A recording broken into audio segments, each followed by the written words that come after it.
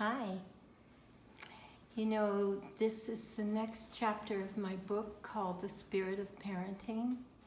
And since the book has already been written, I have to read it to you as opposed to speaking so spontaneously. So I know that's not quite as much fun, but here we are. This next chapter is called Trust Your Child's Needs. So contrary to popular opinion, at least amongst overworked and exhausted parents, children don't really whine and cry simply to annoy you or send you careening off the edge of sanity. It turns out instead that children are programmed to be irritable and irritating only if their needs are not being met. And one of their primary needs is a sense of safety, a sense of peace. And especially right now, when there is so much fear in the collective because of the uncertainties, both conscious and unconscious, brought about by the pandemic, children know instinctively, and I'll add our own inner child knows instinctively. But let's go with children right now. Children know when they are not safe. And the way they know this is that they take their reading off of you. Even if they don't know what it is that they need or why they need it, we should still take their requests so seriously. Know for certain that I'm not implying that you as the adult should not be afraid. But you definitely need to acknowledge your fear. Kids are incredible psychics, profoundly tuned in to your emotional state, and it makes them crazy, puts them on red alert when they're being lied to. So please don't pretend that there's no problem or that you're not afraid. Therefore, according to their age and their ability to comprehend the situation, always speak truth. Not your worst fear of the truth, because that's probably not true. Don't send a psychic scream of, oh, we're all going to starve or we're all going to die. That's not going to help anybody. But instead, make sure that they understand that you're really aware of what's going on. And that as the adult, your total priority is to keep them safe and meet their needs. And tell them about the blessings in this situation. Having time together, growing a garden, watching a movie, creating a meal, baking cookies. It's a great excuse for baking cookies. Just tell them how much you love them, and how there are so many solutions that you can do together. And I tell you that nothing resolves their panic like being part of the solution. Help to empower them. Help them to know that they are part of the answer to whatever problem is going on. So you talk to them, you say, who can you help? Which neighbor needs kindness?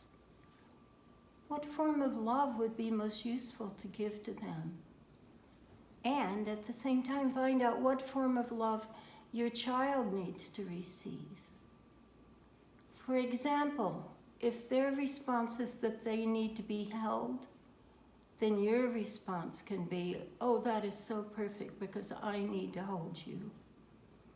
And always, always end with gratitude when you're speaking this truth. How blessed are we to love one another?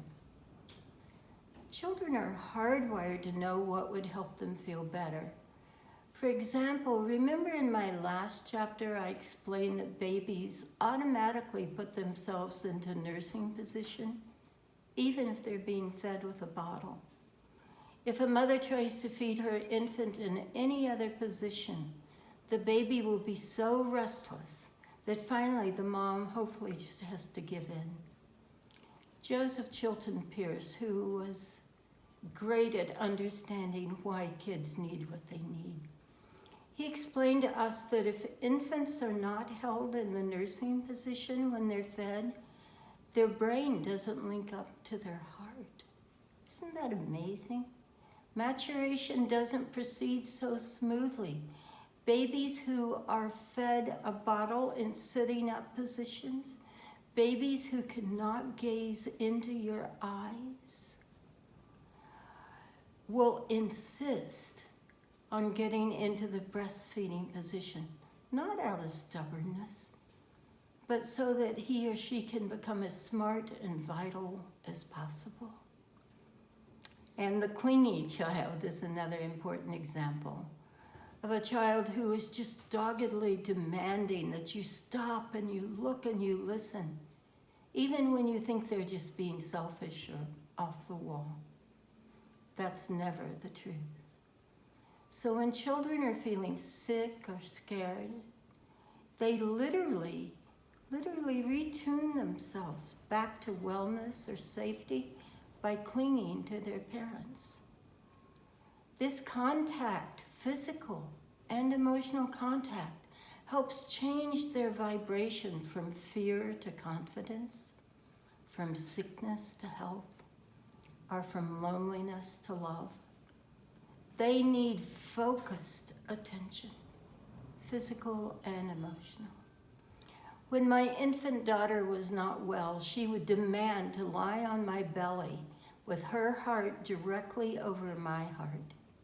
She was always returning herself to the health, to the safety, to the peace that I felt, and that allowed her to heal. Children, and hopefully you adults, still have a blueprint inside of you that remembers wholeness and how to get it by tuning yourself to someone who expresses a state of well-being.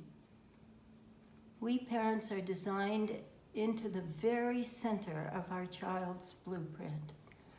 Our children always need us, always take their reading of what's going on in the world through us. And luckily, we need to be needed. And when we allow ourselves to be used by love, we feel better.